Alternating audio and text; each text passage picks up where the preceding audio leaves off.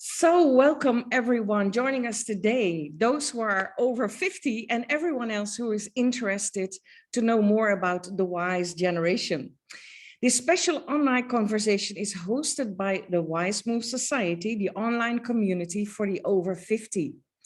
During our last summit, Boomer or Bloomer, what's next? We experienced again that this generation is growing by the day. We're living longer, we're longer healthy and active, and are better educated than ever. This generation is not on the way out. We're definitely part of the future. It was again a huge wake-up call that this generation will impact in many ways our society, our economy, the workplace, our healthcare system, and so much more in the years to come. And with these Tuesday live conversations, we aim to give you a glimpse of what is happening online on the Wize Move Society, to share a bit about the challenges and the opportunities that the over 50 are facing, as well as how the members of the Wize Move community work together to create the solutions and play an active role in society and the economy. For those who join us on Zoom, we loved you to dive in the conversation. And those who join us on Facebook, please share your feedback and questions in the comments so that we can integrate that in our conversation. So my name is Ingun. I'm the founder of Moving to the Future and the Wize Move Society. And I'm here today with my co-host, Dr. Tatiana Rowson, and our guest, Ashton Applewhite from the United States, a speaker, activist on ageism, and author of the book, This Chair Rocks, a Manifesto against ageism. So together we're going to dive into today's topic, let's dismantle ageism. So before we do that, I would like to give my co-host Tatiana the floor so she can share a bit more about her background, and she will pass on the stage to Ashton, who will give a first short intro about herself and her big why. Why is she doing what she is doing? So for now, Tatiana, the floor is yours. Thank you, Ingun. Hello, everyone. So I'm Tatiana Rowson. I'm an academic, a researcher and a psychologist, and I've been always very interested in midlife transitions and what happens next. That's a growing group of people. We're all aging, we're all wanting more out of life, and understanding how these transitions take place and the impact on our day-to-day, on ourselves and on the society at large. It's very important to understand how to make the most of it. So I'm delighted, Ashton, you coming to join us on our conversation. I read your book, and I have to say it was a smack in the face on certain things that we do and we shouldn't do, but in a good way. It's a good wake-up call, and how many bad habits we develop. Even as a researcher in this area of aging, I'm a gerontologist as well. It's so surprising how in our day-to-day, we let it slip quite a lot of ageism in the way we go about things. So I will not say anymore. I'll let you do the talking. And I will say to anyone listening to us, read the book as well, because definitely is a must read for everyone. So Ashton, please, welcome. Hi, it's wonderful to be here and so exciting to be connected to people all around the world where everyone is living longer, at least the fortunate. So the slap in the face, I just want to say that I am a very blunt person, but everyone is ageist. Everyone is biased. No judgment whatsoever. I promise the book does not take a finger waggy tone.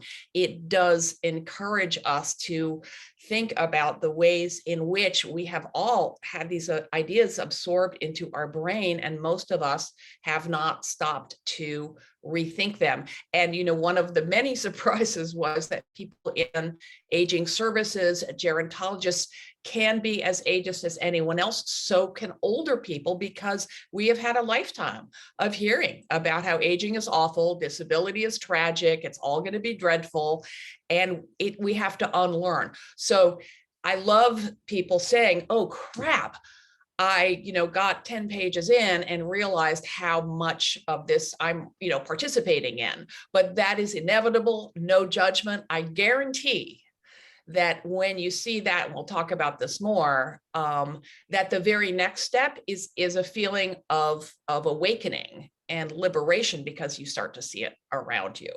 And also that you, if you read my book, you genuinely will feel better about the rest of your life, because you'll realize how much negative stuff we have internalized without being open to also the flip side of the coin. As to what I do, well, I am one of those people that could never figure out what to be when I grew up. I didn't start writing until my 40s. And I realized just last night that there was a connection between, I became a writer because I decided I had to leave my marriage of 11 years, and I was terrified. And so I started to research divorce. I went home and found out in 30 seconds, 2/3 of divorces in the US are initiated by women, and it's always been that way. I don't have statistics globally, but I was astonished. I thought it was 98% guys dumping their sad, old, used up wives like me, and I would just, have a sad time of it, despite which I was determined to do this thing. So why were our fears so out of proportion to the reality around us? So the book is called Cutting Loose: Why Women Who End Their Marriages Do So Well. And writing it was so horrible that I thought, oh, I'm never, ever going to write a book again. That is one thing I know. But 20 years later, guess what? I was in my mid-50s. I realized I was incredibly apprehensive about getting older, and I did the same thing. I didn't have like this aha moment, but I'm not an academic, but I'm definitely nerdy.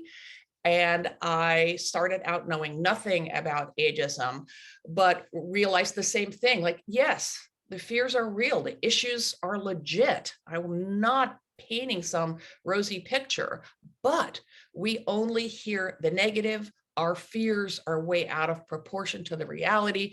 Those fears are bad for us. So, and with the reason we don't hear the other side of the coin with regard to women and divorce is because this will be a revelation to you all. We live in an ageist, sexist, capitalist patriarchy. And the same, I would add, I didn't know from ageism for the first book, but then I would simply add ageism to that sorry and frankly anger-inducing list for the double whammy of ageism and sexism for older women. But it's actually not a book aimed at women. It's a book aimed at everyone who wakes up a day older. And then, I was just on a tear, and that was 15 years ago, and I've stayed on that tear. So that's a little bit about me. And that chair rocks. It does, absolutely. Well, before I continue, Mary Jane, Barrett, and Wendy, of course, also welcome to you. And we love you to dive in the conversation with us. First, Tatiana and myself, we have prepared some questions. So please let us know if there's anything that we can add to the conversation.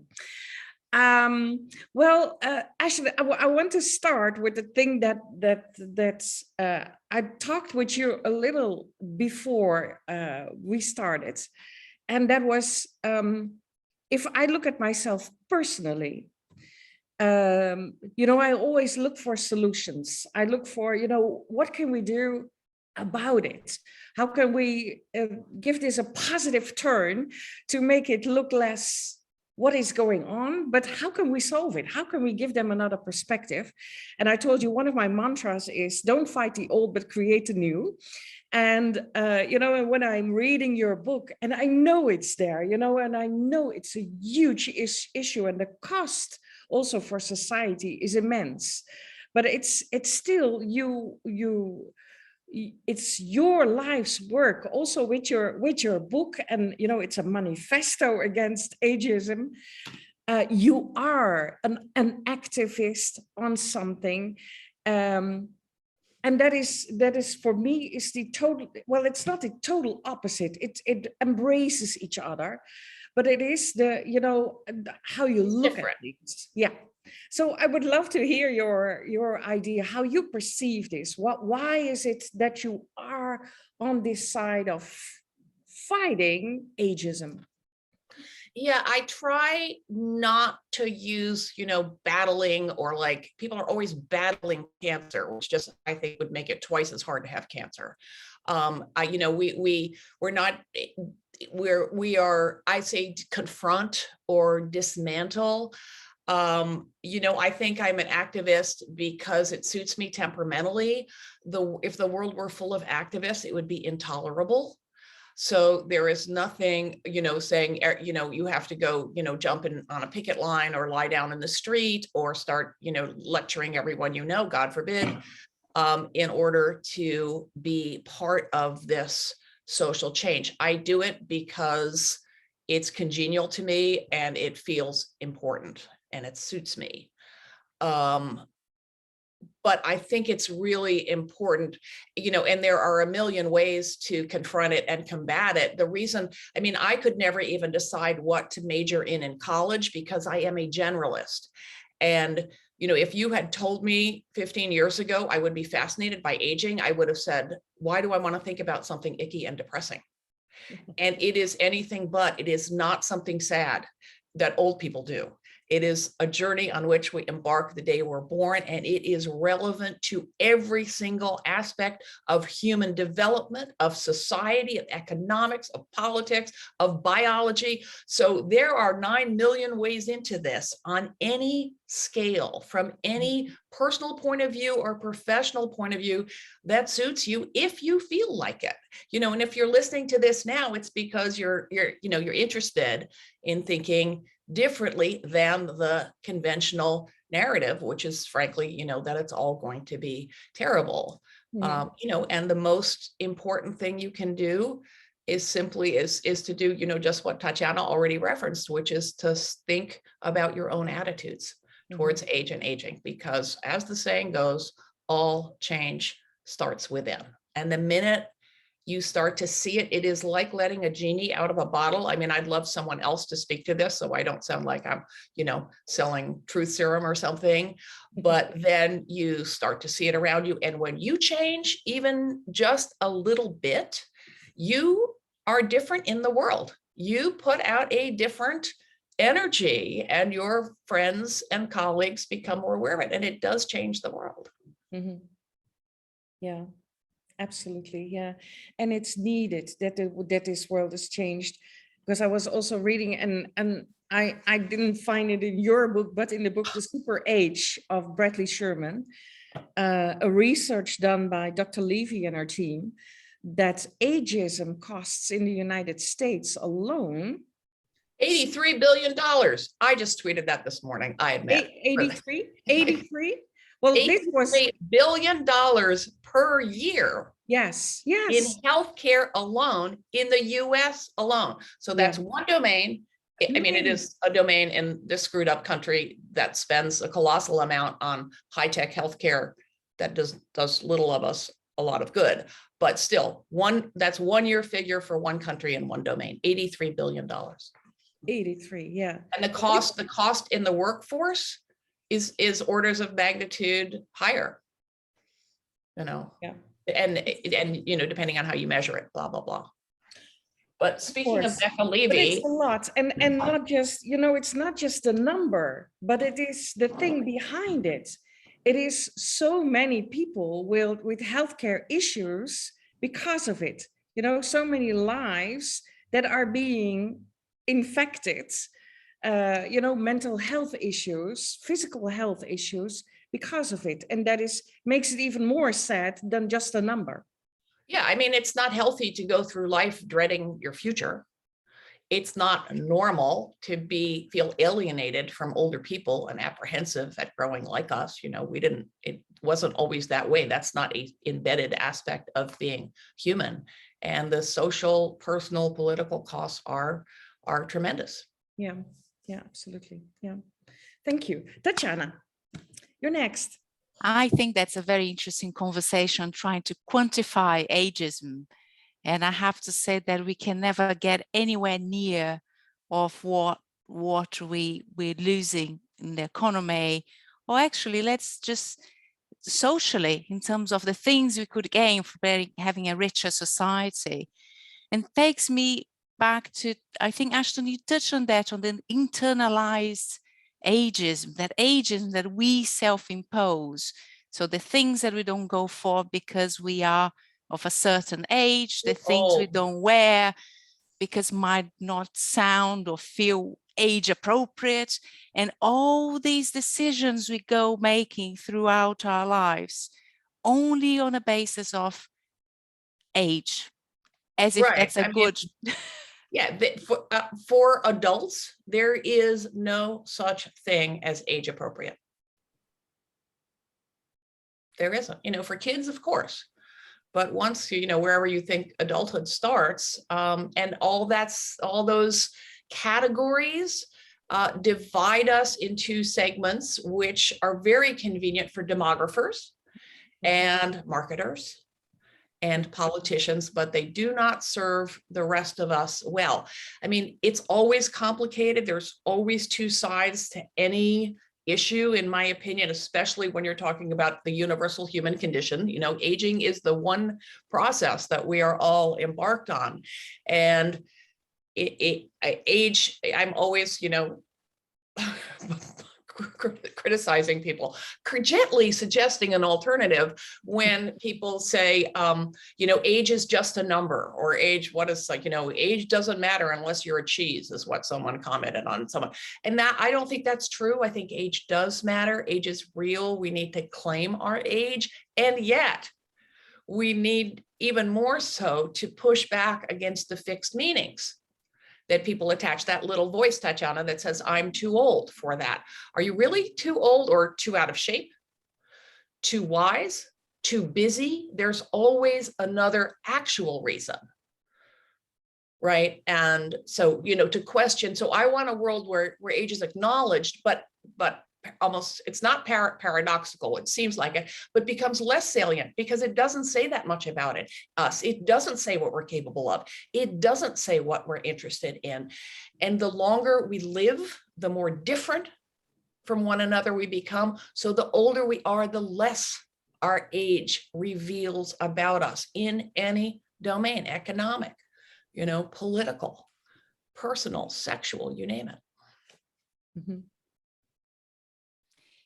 I love that you touch on the diversity as we age, how it's much easier to understand a group of 5-year-olds and what they are all about than a group of 6-year-olds, because we all diverge so much in our preferences. Right. We are shaped by a unique set of circumstances. And yet, I mean, think about those really annoying marketing checklists. I'm sure they're worse here. I think everything is worse in the US, and I'm prepared to defend that. But it's not very helpful.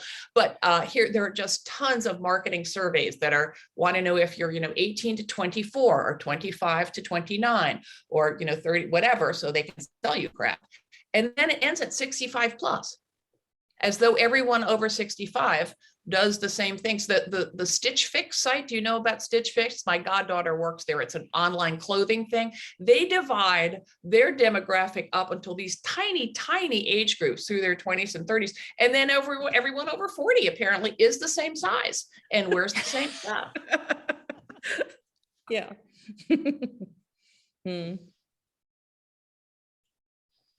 It is interesting, those generalizations, and one of them that I find myself always arguing with people that come into academia to find out a bit more is the idea that as we age, we become technophobic. I mean, one thing that's important to realize is that technology is always changing. Humans had to go from, hacking at the soil themselves to inventing the plow, to making some animal pull the plow, to the tractor, and now a tractor is a supercomputer. The digital transition to digital is an immense and once in perhaps all of human civilization transition. It is different than it, to be born using something, but the born digital is a really, really offensive and illegal term it's not strictly illegal, but in job applications in the hiring arena, because it is a way to sort people by age, which is, illegal and against the law, at least in the US. But yes, if you grew up playing video games, you're probably really good at video games, but that doesn't make you good at anything else besides video games. And my contention is that we learn the things we need to learn. I became reasonably adept at social media because I did not have any professional accreditations or affiliation. And it was a way to put my ideas out there and have them be tested and become available. I don't love it. I'm semi-technophobic, which I don't like admitting, but I do these things because I need to do them in order to make a living. Right? If you had to master, nuclear fusion, fission, thin ice here, to support your family, and you would learn physics. We do those things. And a colleague made a really good point about the presumption in the workplace that if you want someone to handle technology, you need to bring in a young person. He said, in the corporate world, everywhere in the world, there are massive platform changes all the time. You introduce Slack, you introduce Microsoft, Office, you introduce, the pandemic. All of a sudden, people had to adapt to new ways of meeting virtually. Who are the people who have been actually doing the work to implement the new platforms and train all the people who are going to use them? The people who have worked for these companies for decades. Not the young people that just came on, who could do it once they learn, of course, but it's just absurd to say that older people can't master technology. It maps to class to some degree. Smartphone adoption is more, more younger people do use these platforms. That's true. But smartphone adoption in the US maps to socioeconomic status, not age. There's overlap, there's overlap, but it's a better indicator. Absolutely. Tatiana, does that answer your question? It does. One of the things, Ashton, that always surprised me, because I'm in charge of a lot of undergraduates, 18-year-olds at the university, and I help them to shape them to the workplace, so get them the skills up and so on. And one of the things that we hear is from employers is actually they think they're really good at technology, but not office technology. It's different things.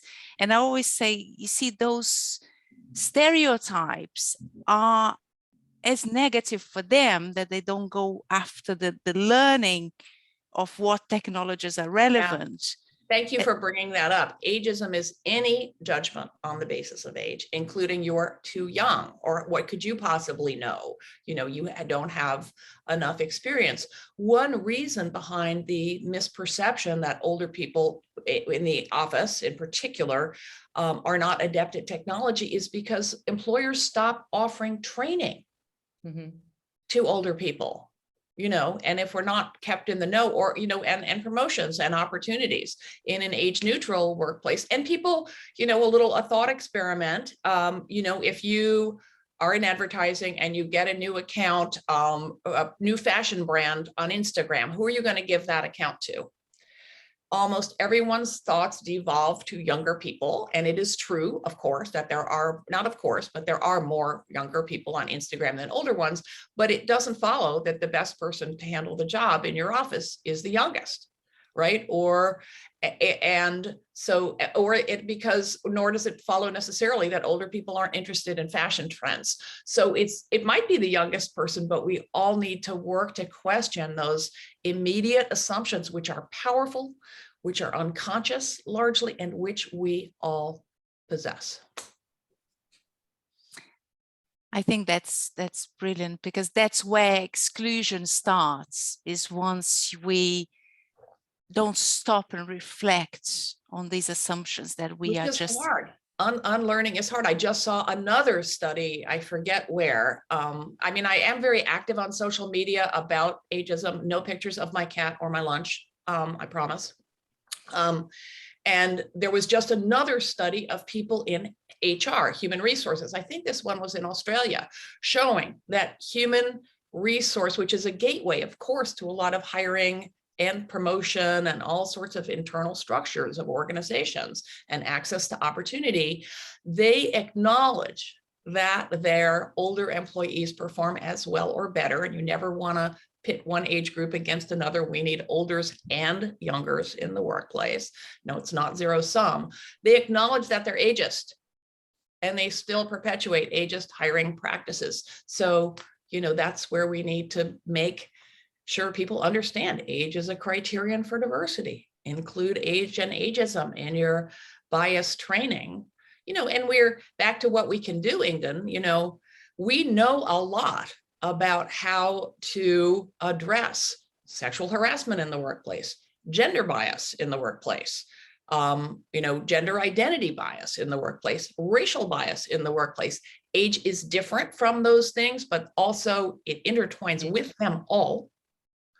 And we do have all kinds of skills. And we also know that it doesn't matter how many trainings you give people, if those values are not incorporated and acted upon by the people at the top of the organization, nothing's going to change. It doesn't happen. No. So mail them all copies of my book and then hit them with those books if they don't change their ways. How's that for a super nuanced and sophisticated program?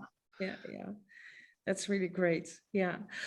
I was just thinking, you know, about being, you know, all these ageist thoughts and, you know, about talking about social media. I constantly thought that, you know, of course, we're on LinkedIn, we're on Instagram, we're on Facebook. I don't need to go on TikTok. Really, the silliest videos, mostly young people. And now I heard that there's a lot of over 50 people on TikTok, actually more than there are on Instagram. So I was like, wow, it was my perception again that, you know, we're not doing those crazy videos, but they're there. So it's okay. Other question, and then I'm going to Mary Jane, because she actually was the first who took the step to invite you. And I know she's been reading your book. This thought, you know, this boomer generation, you know, that was the 60s, the flower power, we're important, you know, this is our world. We invented youth culture. You need to listen to us, you know, and we have been doing that for over the past 40, 50 years. And now we are in our over 50, over 60, almost 70s, that age, and we're still doing the same. You have to listen to us. You know, our generation is an important generation. There's also some ego involved, is it? Or are all, and I'm using again that word generations, but or is it something that all these generations do over time? Or is it very specific something that this generation has been doing in the flower power time? You know, listen to us, you know, with all the picket lines and the protests and things like that. Is it something that also really is? Well, you know, we are shaped to some degree, of course, by the period into which we are born. You know, my father was shaped by coming of age in the Great Depression here in the US. Then I had the extraordinary good fortune. I mean, I was born in 1952, which is dead center in the demographic, you know, proverbial bulge in the Python, and I am turning 70 in 3 weeks. So that is the median age of the baby boom. And we did have enormous economic and social clout because of that. I was saying I got to be born into an unprecedented 60 years of economic and social prosperity in the US, the richest country in the world, which my children, and younger people did not. They were born into a recession.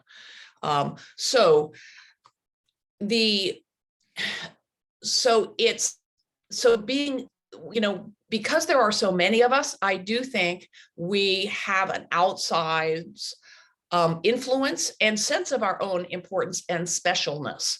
A theory I have about why ageism is finally beginning to get the attention it deserves and requires is that it began to dawn on us that, as it did on me in my mid-50s, 15 years ago, like, oh crap, this aging thing, it's happening to me. What's it all about? One of the many phrases that annoys me is 60 is the new 40, or 80 is the new whatever. But, I do think that I am I will be somewhat different as a 70-year-old than certainly my grandparents were, for one thing, more life expectancy and so on. So it might be a different 70, but it's still 70. And I think that ageism is starting to get more noticed because it's finally dawning on this age cohort that, aging is going to happen. We are not, no matter how much kale we eat and, margaritas we drink in some terrifying retirement village, it's, our bodies are still going to change. We're still waking up a day older. Yes, thank you. Thank you, Ashton. Barrett, I see your hand, but I promised Mary Jane that I was going to introduce her.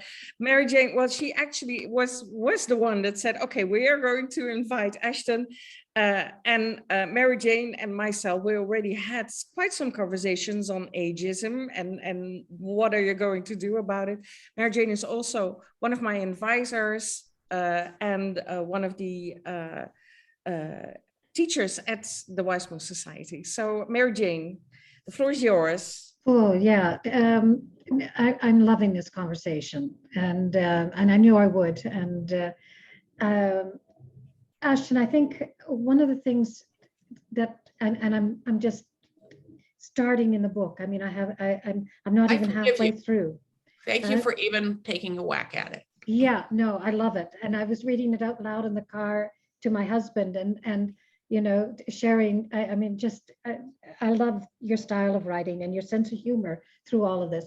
But a couple of things that I think it's really maybe important just to share, because something that opened my eyes was this fact of our unfounded fear of aging.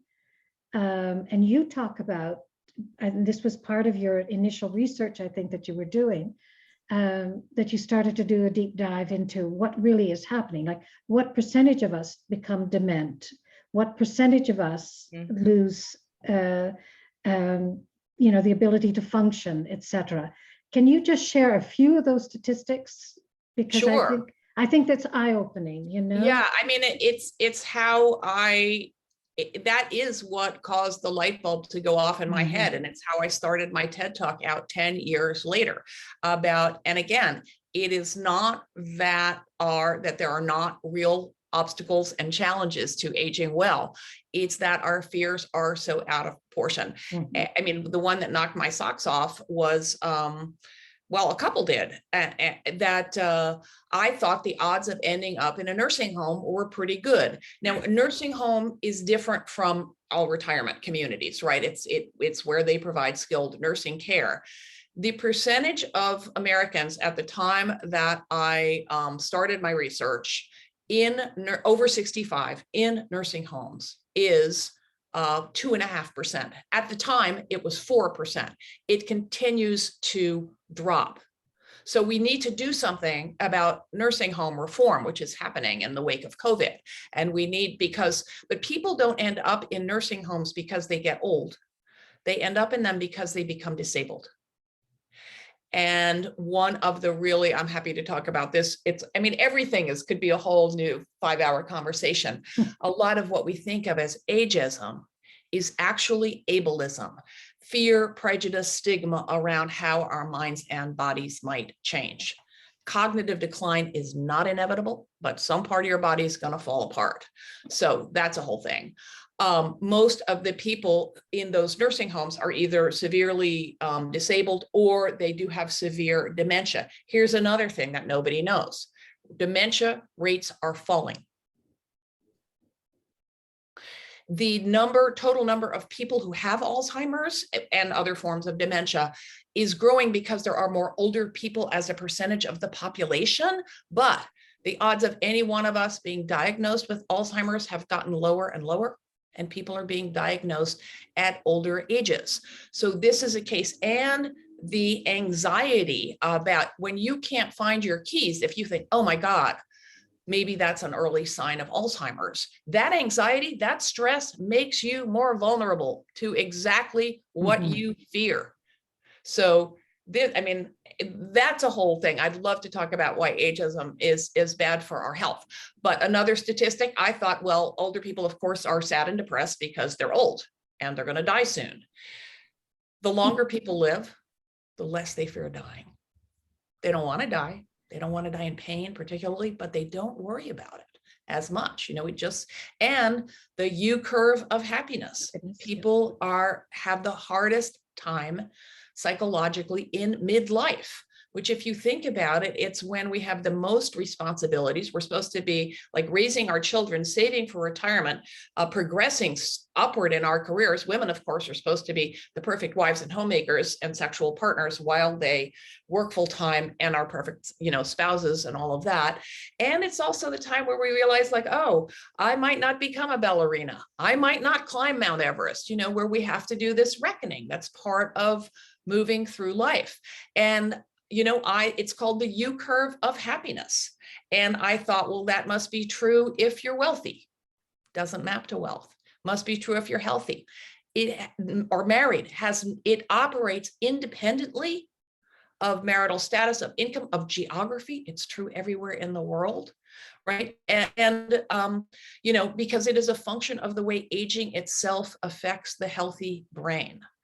So older people enjoy better mental health than the young or middle-aged. There are alarming rates of depression and even suicide, especially among older men, but that is in large degree a function of the myth that older people do not benefit from psychotherapy. We benefit every bit as much as younger people, but doctors tend to write off older people's symptoms, and so do we. Because of internalized ageism. We live in a culture that says it's all going to suck and you're, becoming a useless, invisible, sack of, I won't finish that sentence.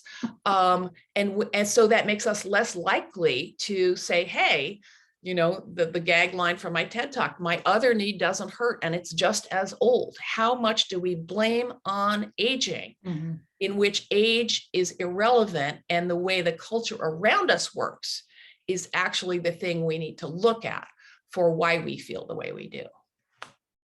Oh, thank you for this. I mean, it's something that I've read and I heard your TED Talk, but I think it's really valuable for people to understand that there is life after 60. And to look beyond, at the culture in which we age. These are always zoom out, who wants to pathologize that moment, mild cognitive impairment.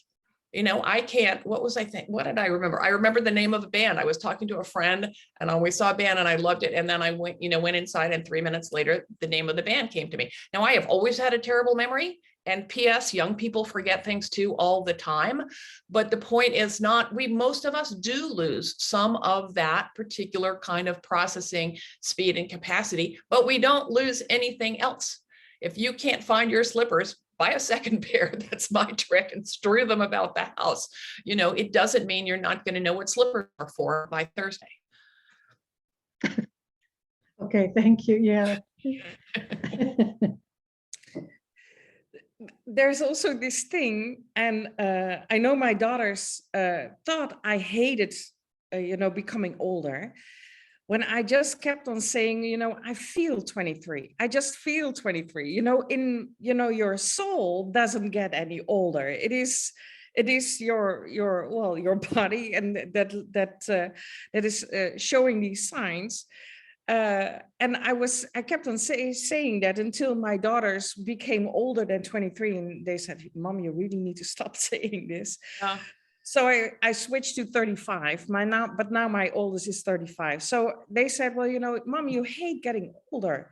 I said, no, I don't, but I just do feel 35, you know, in my mind. There's still this thing about, you know, doing all these new things, about experiencing, about traveling, about, you know, there's still these great ideas. And that is also something that for me is it keeps me young in a way. No, it does not keep you young. Oh, it doesn't. But it keeps you engaged. It keeps you curious. It keeps you doing wonderful events like this one. Mm-hmm. So that's a perfect example. And I don't mean to jump on you, but why use the word young, right? That we need to aspire to engagement, aspire to health. Aspiring to youth is a fool's game. It's impossible.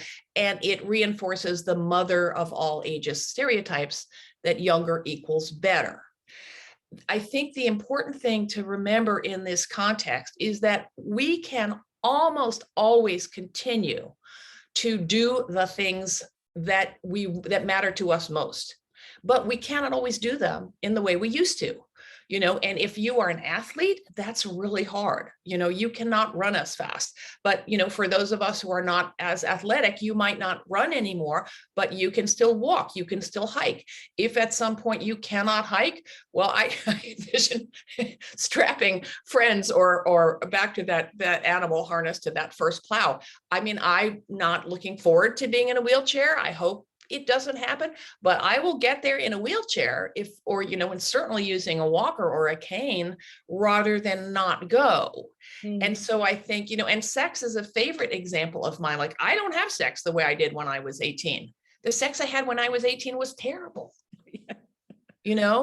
and I have less of it, but when I have it, it is, to my mind, better. And that's, and it might be different for someone else. I think it's also a domain where it's harder for men because the metric of having sex the right way, involves duration and duration of erections. And those are things that do not work as well. For women, typically, those things are less important. So we need to be more imaginative and embrace a wider spectrum of what constitutes the right or best way to do this thing, whether it's playing the piccolo, or gardening or whatever, to adapt. Mm-hmm. We need to adapt. But,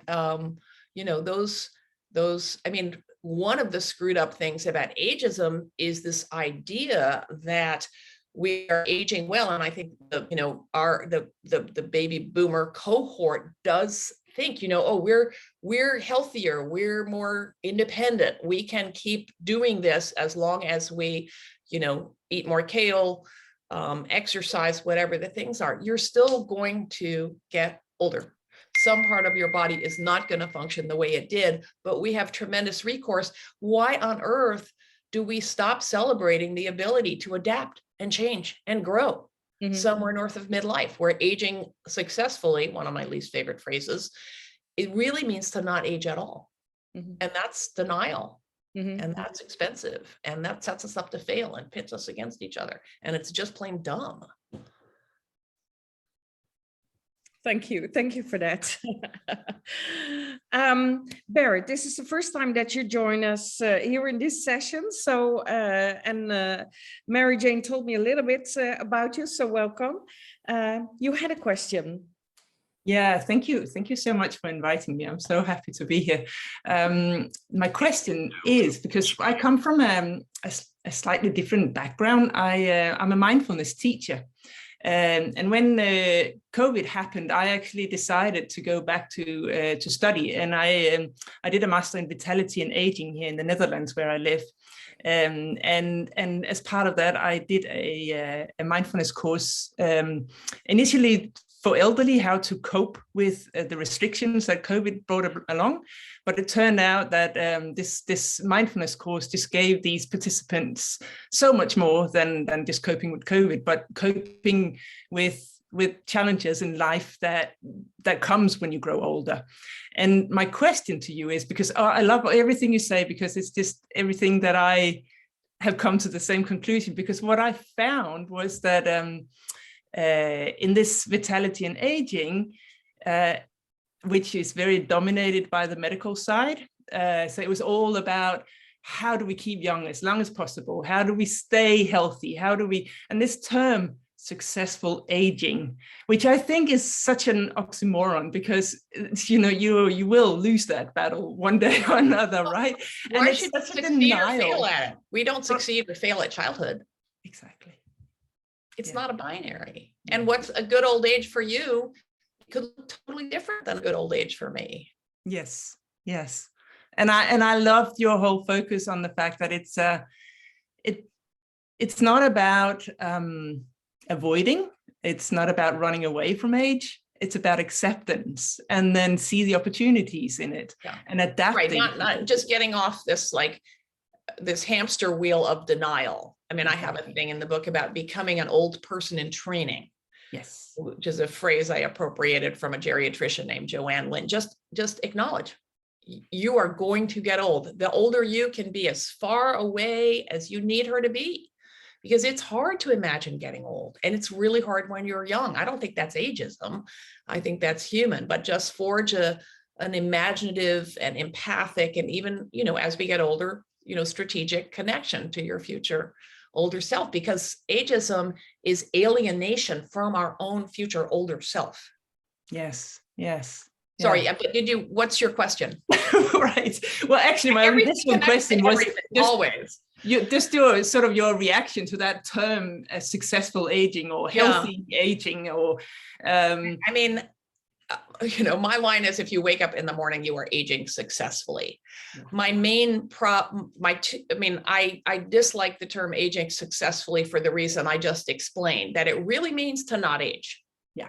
That's one problem with it. So it's rooted in age denial, yeah, and that when we are alienated from our future older selves, we are not relating to the fact that we're getting older in a healthy, or let alone holistic way. This often goes unaddressed, but there's a huge class bias.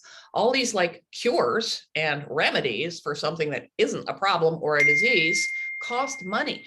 These chains are medicalized because there's profit in that. Exactly. No, that's and pathologized. So that's my other issue. I mean, you mentioned mindfulness, and the psychological underpinnings, as I understand them, of that U curve of happiness are that kids live in the moment, which I would think is semi-synonymous with the basic idea of mindfulness. Are you with me on that? Yeah. Okay. Kids live in the moment because they don't know how to do anything else. They're not cognitively able to. And older people live in the moment. The awareness that time is short.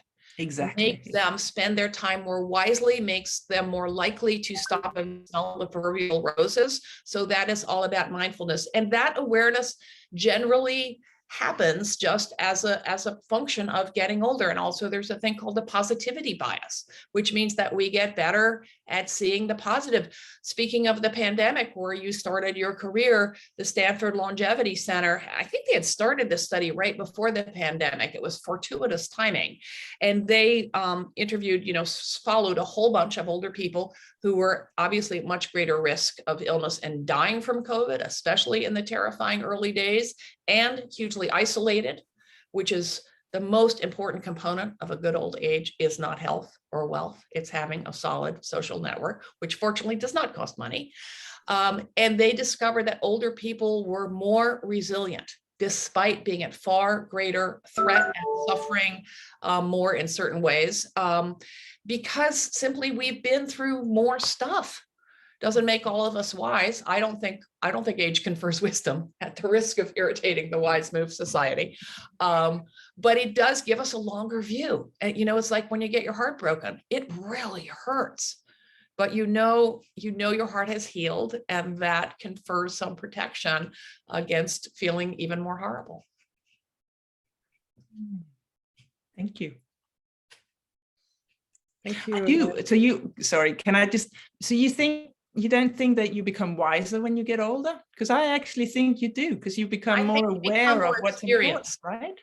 I think you become more experienced. I think Yeah. experience correlates to wisdom. I Mhm. think if we could all agree on who's wise and who isn't, you'd find more older people in that bucket by far than younger people.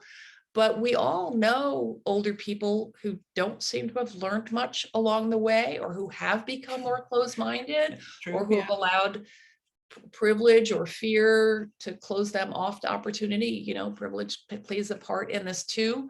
So, you know, and we've all met that, the wise child, you know, when you meet a kid and you're like, wow, she knows like more than I ever will. So I think it's also important to realize that stereotypes can be benevolent, as well as, you know, the wise elder, the cheerful granny, the wise old man who sits in the corner and just dictates. I don't think just being old gives you more status or more rights. It might give you dibs on that comfy chair in the corner. I'm looking forward to that, but that's because our bodies are more tired. Not, I mean, again, it has more to do with what our bodies are capable of than our chronological age. Someone who's 7 months pregnant, or who has, some sort of mobility impairment, might need that chair more than you do, no matter how ancient you happen to be. So I do think that, you know, the old people are wise is a stereotype and needs to be, we need to acknowledge it as such. Although, of course, we're all on the same team. Anything that counteracts the negative, the preponderant avalanche of message about how aging is to lose value and become less confident is a stroke in the right direction. So I don't mean to be, it's always both and. We need all these voices. Mm-hmm.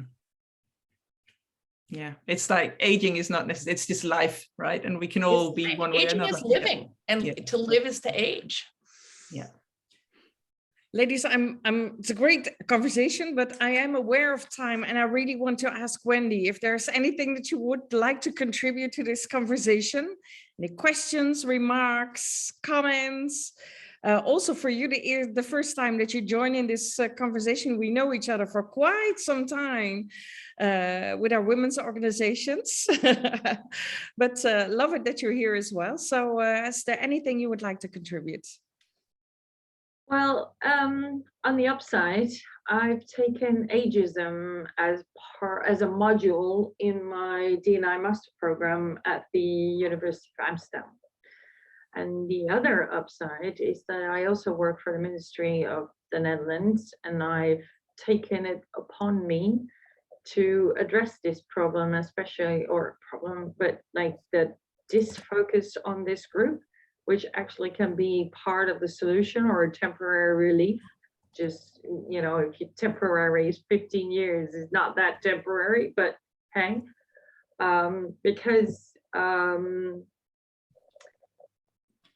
yeah, I think this is a group often overlooked. Also, taking care of Just crazy that it's 2/3 of humanity. Yeah, and but it's everyone who is no longer young.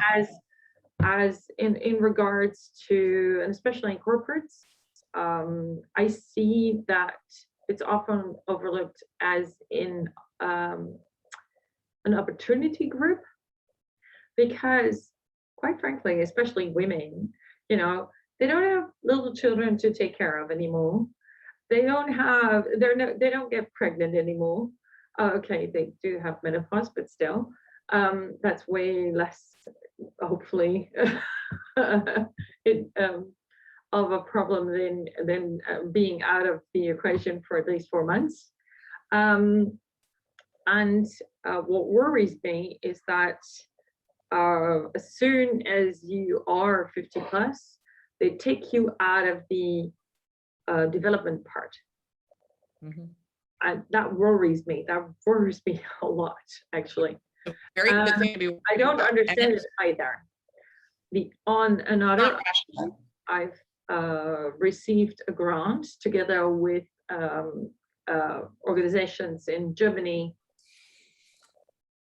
Hungary, and Lithuania, from the EU, to focus on digitalization of women, because there's a huge gap.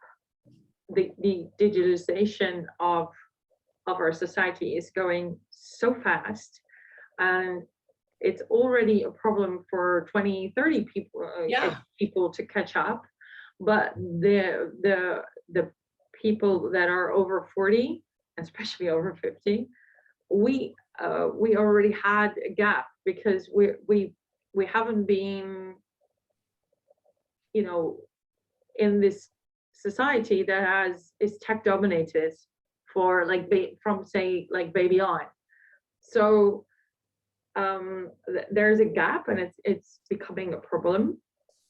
Yeah, and it's bigger for women, and it's Yeah, bigger so of color. EU decided to dedicate money to a program which will help women to breach that gap with actual free content to up your game on technology. So fantastic. I put in the chat, I'm not sure who can see it, yeah, but a link to a site called Old School, which has hundreds of resources, all free except the books, about what ageism is, what it looks like, how to dismantle it, including we've created some of the things that I and two colleagues, but guides to consciousness raising, to thinking about how we have internalized these ideas and what we can do about it. Most recently, one called Ageist, Sexist, Who Me, about how ageism and sexism inform, you know, and compound each other. So I want, you know, so I'm thrilled that you're doing this. I urge you to sign up for the Old School monthly newsletter, because we host convenings, because people doing this work just as you are doing with us right now, it's really important to know each other and connect. And a French language convening just happened for the first time, and they're doing another one. Allies in South America are coming up, and also in Spain, with one in Spanish. And you can, you know, an Israeli scholar created an equivalent of Old School in Hebrew and English. So these are all models. Anything we have done, anyone can take, use, appropriate for free. We'll share our code. These are all ways for age advocates around the world to learn from each other. Okay, and so what I'm always looking for, especially because I work in the European domain, is because I found, well, especially on D&I, there's lots of information out there, but it usually is based either on America or on the UK.